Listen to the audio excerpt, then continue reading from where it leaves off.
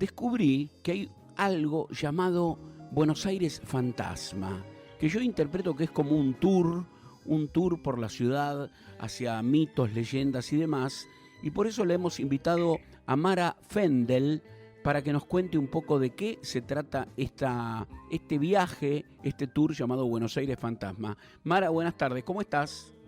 Hola, buenas tardes, Rosco, qué gusto escucharte. Muy Bueno, bien. ¿cómo estás? Contame un poco de qué se trata esto de Buenos Aires Fantasma. Bueno, te cuento, Buenos Aires Fantasma es un city tour interactivo. En realidad es el bus fantasma de Buenos Aires Fantasma. Buenos Aires Fantasma es el proyecto con el cual trabajamos. Este tour es el bus de Buenos Aires Fantasma, el bus fantasma de Buenos Aires. Bien. Y bueno, lo que se puede ver y lo que hace el bus fantasma en Buenos Aires es un recorrido por los lugares donde hay más leyenda urbana, la leyenda más famosa o popular de Buenos Aires, los lugares donde vivieron o cometieron sus asesinatos los asesinos seriales más famosos de la ciudad. Sí. Y bueno, y los lugares, recorrer o conocer los lugares donde hay más actividad paranormal, más aparición de fantasmas o espíritus. ¡Wow! Esto se me ocurre que debe ocurrir de noche o a la tardecita. No, claramente los tours son a partir de las 20 horas en invierno y a partir de las 21 en verano, porque claramente necesitamos un entorno que nos puede dar el misterio de la noche para conocer las leyendas y las historias de Buenos Aires y que esas calles en medio de la oscuridad nos cuenten mucho más. De día no sería lo mismo, pero de noche sí. Bien. Así que es un tour que hacemos de noche, un tour donde el equipo va completamente caracterizado con personajes de terror, cosa que pueden ver en nuestro perfil, ahí pueden ver cómo nos caracterizamos, todo el equipo va preparado como para bueno, aportar un poco más a este tour interactivo donde la gente, además de escuchar las historias y de conocer, bueno, a nosotros hay algo que nos gusta mucho, que se da siempre en todos los tours, que es que la gente muchas veces dice, cuando conocemos algún lugar o la historia de algún lugar, nos dicen, yo vivo acá a 3 cuadras, o trabajo acá enfrente, o tomo el colectivo todos los días acá en la puerta y no sabía que había aparición de fantasmas, no sabía que este lugar estaba embrujado, no sabía que acá había pasado determinada cosa. Y eso es algo que a nosotros nos gusta mucho porque la idea de Buenos Aires Fantasma es más que nada que la gente conozca el otro lado, eso que muchas veces es desconocido para la mayoría de nosotros. Y lo hacemos con toda la pasión del mundo, es por eso que le agregamos este condimento de estar caracterizados, con ropa, con maquillaje, effects, con máscaras, con efectos especiales. Bueno, va todo preparadísimo y todo muy, muy bien hecho. Bien, entonces me imagino que el punto de partida es un lugar en la ciudad de Buenos Aires que vos, si querés, nos podés contar, donde subimos a este ómnibus fantasma y vamos recorriendo distintos lugares, ¿es así? Tal cual, nosotros salimos de la zona de Congreso. Bueno, este mes, durante todas las vacaciones de invierno, prácticamente todos los fines de semana de las vacaciones de invierno, viernes, sábados y domingos, y luego el resto del año, excepto octubre, que es nuestro mes, pero después el resto del año, solamente 2 fines de semana al mes, y en octubre, bueno, todo el mes porque es el mes de Halloween, claro. Así que nosotros, bueno, siempre hacemos algo especial para esa fecha, hacemos un recorrido especial con, por supuesto, todo, como te decía, todos los condimentos que hacen que la experiencia del bus fantasma sea mucho más interesante, ¿no? Y bueno, esa es la idea, es lo que nos gusta. En este recorrido, me imagino que irán a algún cementerio, irán a la casa o por lo menos a la fachada de algún asesino serial, distintos lugares emblemáticos de todo este asunto. ¿Han experimentado los que hacen el tour alguna situación inexplicable, algo que vos digas che, mirá, yo vi una sombra, me pasó esto, vi algo raro. ¿Cómo es la experiencia? ¿Qué dicen los visitantes de este tour? ¿Qué les Mira, pasa? te voy a responder en dos partes. Sí, Primero, el tema de los cementerios. Bueno, al menos en la ciudad de Buenos Aires, en lo que es ciudad, que es donde nosotros hacemos los tours, sí. está penado por la ley el ingreso durante la noche a los Ajá, cementerios, hace un par de años a esta parte. bien. Así que de noche no podemos entrar. Pero estuvimos haciendo hasta junio, hasta el mes pasado, perdón, estuvimos haciendo un tour muy especial que lo hicimos durante todo mitad del 2022 hasta mitad justamente 2023, que se llamó Las Leyendas Olvidadas de la Chacarita. ¿Por Ajá, qué? No porque podamos ingresar al cementerio propiamente dicho, porque ya te digo, no está permitido, de hecho está cerrado el cementerio, pero porque el barrio de Chacarita está totalmente, todo el barrio, no solamente el cementerio que nosotros conocemos, ¿sí? Al que vamos y están los famosos y demás, sí. no ese cementerio, todo el barrio está emplazado sobre un enorme cementerio, el cementerio más infame de la ciudad de Buenos Aires, que fue el cementerio de la epidemia. Alrededor de 1870 en adelante, Sí, Buenos Aires principalmente fue devastada su población en más de la mitad por la fiebre amarilla, el cólera, la viruela. Entonces, eran tantos los muertos diarios, llegó a haber 600 muertos por día. Vos imaginate, la población no era ni la mitad de lo que es ahora, sí, o sea que 600 personas muertas por día era una tragedia, era una catástrofe. sí, sí. Y por ende, no había lugar donde enterrar a esas personas porque la ciudad no estaba preparada para eso. Había un cementerio que estaba en lo que hoy es Parque Patricios, pero en poco tiempo, en unos meses, se completó la capacidad de ese cementerio y hubo que buscar otro lugar para enterrar a semejante cantidad de personas. Sí. Entonces se eligió unos terrenos, unas 92 hectáreas que pertenecían a, lo utilizaban los alumnos del Colegio Nacional Buenos Aires para ir a pasar sus vacaciones. Estamos hablando de una época en que eso era campos, bañados, Sí, lagunas, pastizales, pajonales y demás. sí. Entonces se utiliza ese terreno para empezar a enterrar a esos muertos y muchos de ellos fueron a parar a fosas comunes, fosas que llegaron a tener 400 metros. Wow, qué bárbaro. Depositaban, tiraban los cadáveres ahí mismo y los tapaban. ¿Por qué? Porque no había cómo combatir las enfermedades. Y después, Entonces claro, la única manera era enterrar. y después se Muchos de sus hicieron, cuerpos claro, llegaban totalmente descompuestos a ese lugar. Entonces, claro. bueno, luego de que pasó esta epidemia y qué sé yo, ese lugar, esas 92 hectáreas, o sea, el gobierno no sabía qué hacer porque habían sido un cementerio. Entonces, empezó a tapar y a vender lotes, a lotear ese lugar. Y ahí se construyó el nuevo cementerio, que es el que conocemos ahora nosotros. Claro, Y se empezaron a silenciar todas las cosas que empezaron a pasar después de eso, todos los eventos paranormales y demás, porque no eran convenientes para el negocio inmobiliario, claro, obvio. ¿entendés? Sí, sí. Entonces, bueno, todo el barrio de La Chacarita está puesto encima de un gigantesco cementerio.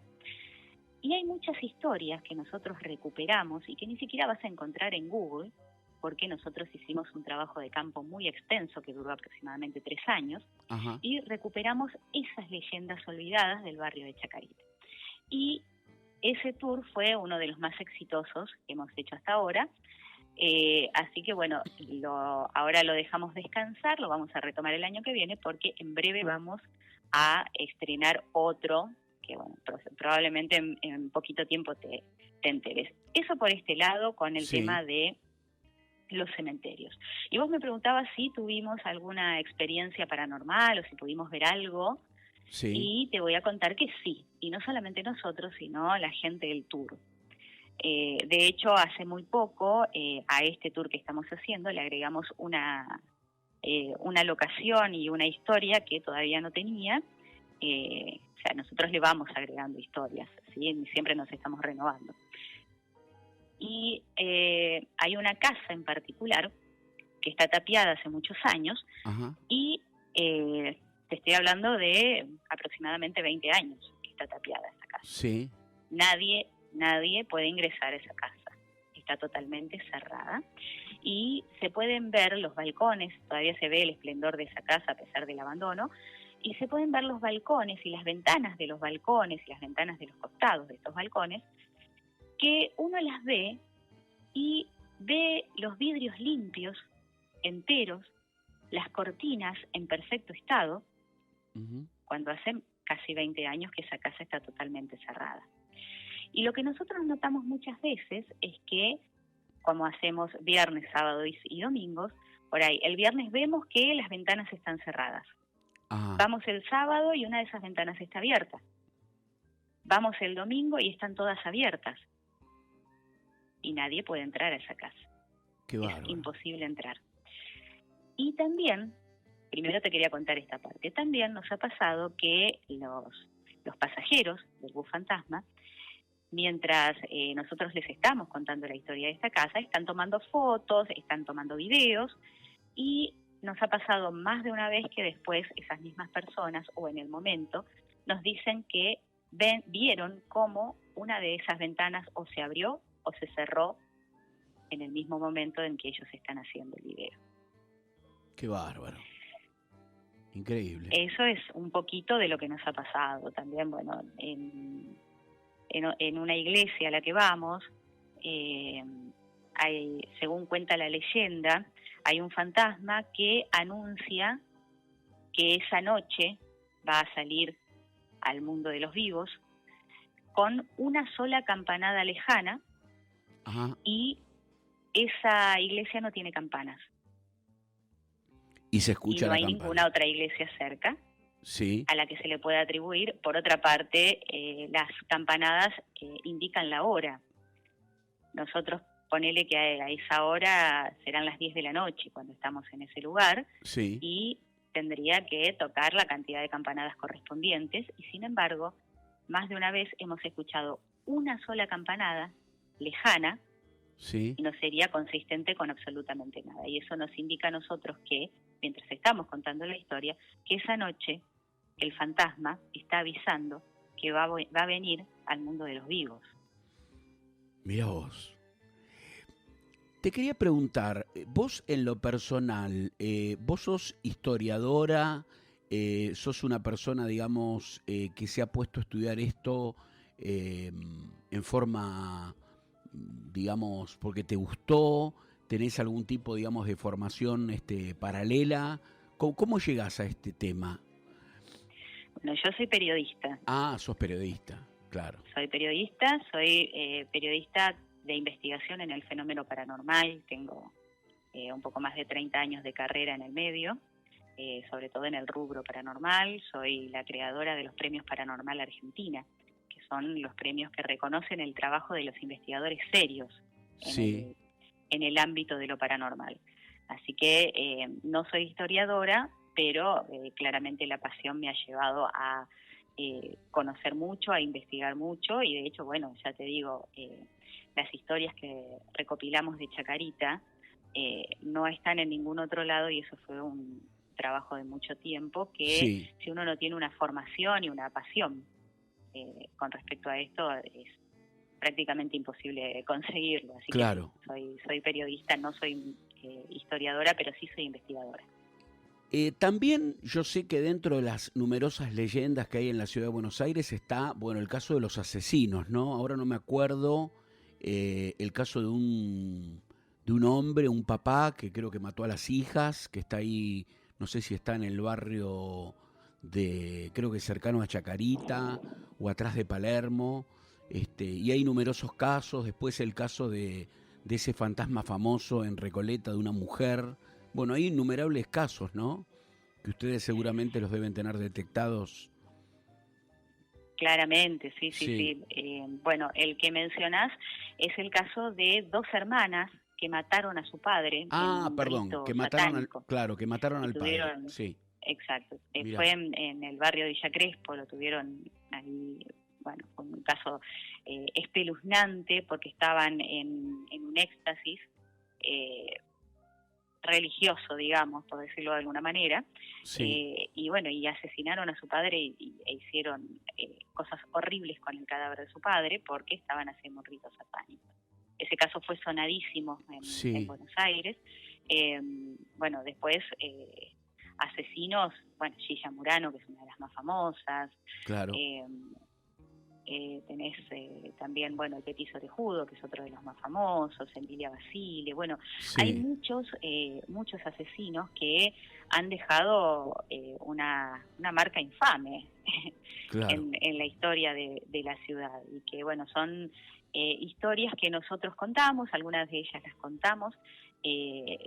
Lo que sucede es que nos gusta llevar a la gente al lugar y ponerle, no podemos hacer un recorrido en una sola noche y llevar a la gente a Villa Crespo y después llevarla a Claro, La Boca y de claro. ahí llevarla a Chacarita, sería complicado. Entonces nosotros hacemos un recorrido donde podamos contar la mayor cantidad de historias sin alejarnos demasiado para que la gente pueda Ujú. ver, conocer y escuchar las historias, la mayor cantidad posible, dentro de un recorrido lógico, ¿no?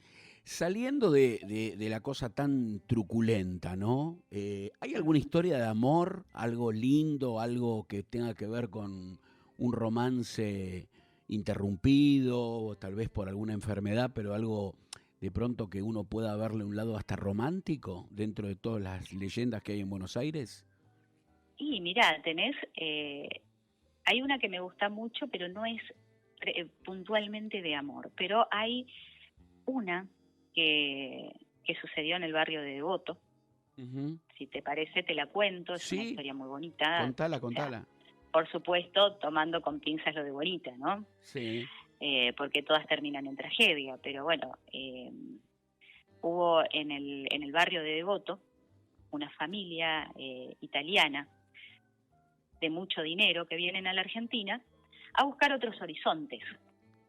Sí, Y cuando llegan a la Argentina compran unos terrenos muy grandes en lo que hoy sería la zona de Villa Crespo. Y empiezan a vivir en ese lugar, vienen con su hija chiquita, en ese momento 5 años, y el papá, que era un hombre, un comerciante, pero un comerciante muy hábil, con mucho dinero, enseguida se insertó en la sociedad porteña, en la alta sociedad porteña. sí, Empezó a hacer amigos en el Yacht Club, en el Rowing Club, gente muy poderosa.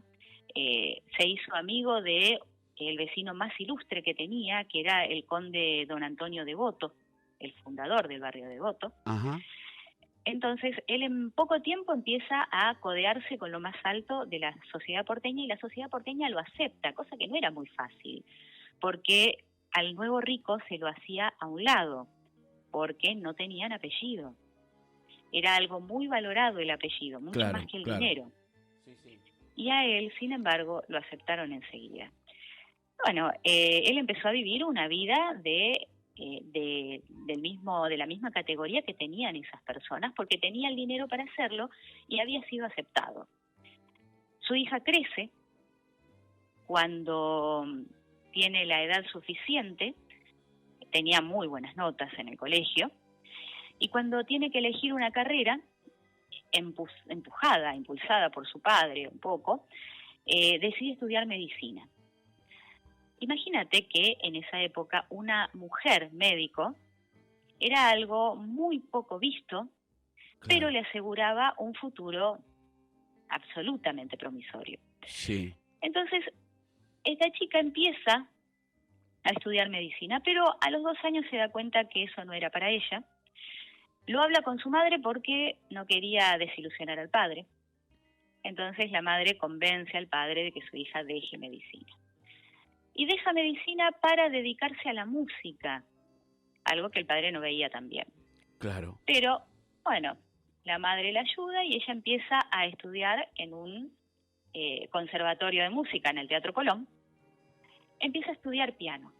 Y en ese lugar conoce a un muchacho que iba también a estudiar, pero él estudiaba violín. Bueno, Sí, en principio una amistad, luego se enamoran y él empieza a visitarla en la casa, que era el primer paso. Claro. La Sí. visita y al poco tiempo le comunican a los padres de ella que quieren comprometerse para casarse. Los padres felices porque el muchacho era también de muy buena familia, de mucho dinero, así que estaban contentos de que su única hija se casara y que tuviera un buen matrimonio, como se creía en la época. Sí. Entonces, bueno, preparan todo, todas las dos familias felices, los padres de él regalan una gran suma de dinero, porque los padres eran farmacéuticos, entonces le regalan una gran suma de dinero para que pueda emprender su negocio farmacéutico y tener un capital con que mantener a su próxima familia. Claro. Bueno, todo se prepara de lo mejor y el padre de la novia manda a construir una casa para que los futuros esposos vivieran. Les regala una casa. Y les regala una casa en lo que hoy es Villa del Parque, muy cerquita de donde ellos vivían. Sí. Pero no le regala una casita. Les manda a construir un palacio. Bien. Con uno de los mejores arquitectos de la época y se hizo traer desde Europa y Oriente los mejores materiales y los más finos que se podían conseguir para construir ese palacio y que estuviese terminado para el día de la boda. Bien. Bueno, el arquitecto hizo una maravilla, literalmente arquitectónica. Es un palacio precioso con un mirador alto, también hermosísimo, y lo decoró en 360 con gárgolas. Ajá. Todo alrededor del palacio estaba completamente custodiado por gárgolas. Claro. Era una época en la que se creía que las gárgolas espantaban a los demonios y a las cosas malas de la Sí. casa. Entonces, bueno, estaba completamente rodeado de gárgolas. Cosa que hizo que la gente empezara a llamar a ese lugar el Palacio de los Bichos. Sí. Y bueno, con todo esto en vista, la casa estuvo preparada, terminada, completamente terminada, este palacio, unos 5 meses antes de la boda. Bien. Entonces decidieron festejar, hacer la fiesta de casamiento en el palacio y estrenarlo de esa manera. Fue el esplendor mismo esa casa en la noche de la boda, porque estaba lo más alto de la sociedad porteña en ese lugar. Una orquesta tocando en vivo, los mozos yendo y viniendo con la comida, Sí. los ballets recibiendo los carruajes, era todo alegría, todo era maravilloso, todo era esplendor y lujo. Los novios felices, los padres de los novios mucho más, las familias se querían mucho. Y el Palacio de los Bichos está ubicado en Campana y La Vía, en el barrio de Villa del Parque. El Palacio de los Bichos, sí. Exactamente. La Vía está a unos 50 metros de la casa, del palacio. Sí. Es la vía del tren San Martín, que ya en ese momento el tendido funcionaba, por supuesto, y los trenes funcionaban, Sí. de noche solo funcionaban los de carga. Bueno, la fiesta fue maravillosa. Cuando los novios ya se tenían que retirar de la fiesta, como la noche anterior había llovido mucho, el auto de los novios llegó hasta la vía, pero vio que no podía cruzar porque los autos en esa época tenían las ruedas muy finitas y tenían que cruzar la vía, los rieles eran muy altos, había barro, había agua. Entonces decidieron que los novios iban a ir hasta el auto que estaba del otro lado de la vía esperándolos. Ajá. Entonces organizaron toda una salida esplendorosa, salió la orquesta tocando detrás de los novios, acompañándolos esos 50, 60 metros hasta cruzar la vía para que ellos pudieran subir al auto, todos los invitados, los padres de los novios felices, y los novios adelante, como corresponde, los novios allá adelante, Sí. y toda la procesión de amigos, familiares y la orquesta tocando detrás. Entonces, esa noche, que no era una noche muy oscura, pero la iluminación era muy escasa en esa época. Cuando van a cruzar la vía para subirse al auto del otro lado, cruza por la vía el tren del Oriente al Pacífico, que se llamaba en ese momento, Sí. que era un tren de carga que iba con destino a lo que hoy es Retiro, y cruzó justo en el momento en que los novios estaban cruzando la vía y los mató automáticamente a los dos de la mirada de todos los padres. El chofer nunca se enteró de lo que había pasado porque, volvemos al principio, la iluminación era muy escasa, la máquina era muy ruidosa, así que nunca se enteró, solo cuando llegó a lo que hoy es Retiro y lo llamaron para contarle lo que había pasado. Ambos novios murieron la noche de su boda delante de sus padres por ir a subirse al auto del otro lado de la vía. Tremendo. Las dos familias quedaron totalmente destruidas y los familiares del muchacho reclamaron los restos y la familia de la chica también, y se volvieron a Italia para nunca más volver. Esa fue la única noche de esplendor que tuvo el Palacio de los Bichos, porque luego estuvo cerrado durante muchísimos y muchísimos años, hasta que no quedaron herederos, pasó a manos del Estado, el edificio. En 2005 a alguien se le ocurrió que había que sacar las gárgolas y se las sacaron íntegras y nunca más aparecieron. Pero un par de años después de esta horrible tragedia, exactamente 2 años, Sí. los vecinos, esto era un lugar de terrenos muy grandes, no te voy a decir chacras, pero eran terrenos muy grandes y el próximo vecino por ahí estaba a 2 cuadras. Un vecino escuchó música muy alta y risas en un horario que en ese momento era muy tardío, que eran como las 12 de la noche. Sí. Y al día siguiente le preguntó al resto de sus vecinos quién había estado haciendo una fiesta y molestando a esa hora. Ninguno, yo no fui. Días después vuelve a suceder lo mismo. Bueno, esta vez, para que ningún vecino le diga yo no fui, este mismo vecino sale a buscar a ver de dónde venía esa música. Y cuando llega al Palacio de los Bichos, que estaba totalmente tapiado, cerrado, desde hacía 2 años, mira hacia la parte alta de la casa, al primer piso y el mirador, y ve luces dentro de la casa, y se da cuenta que la música salía de ahí dentro, y ve figuras que pasaban por la ventana, sombras que pasaban por la ventana, de gente bailando. La casa estaba totalmente cerrada. Increíble. Este hombre queda aterrorizado y al día siguiente se lo cuenta a sus vecinos.